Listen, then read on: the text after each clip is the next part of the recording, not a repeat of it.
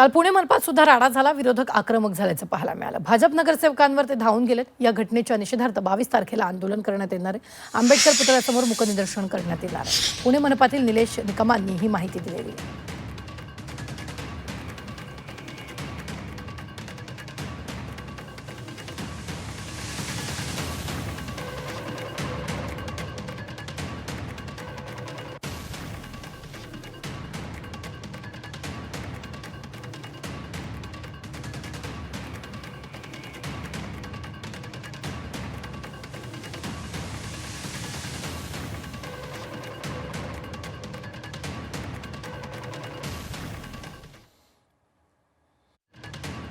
महानगरपालिकेमध्ये अतिशय मोठ्या दिग्गज लोकांनी त्या ठिकाणी काम केलेलं आहे.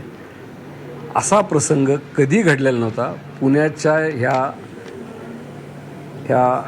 चांगल्या संस्कृतीला काळिमा फासण्याचं काम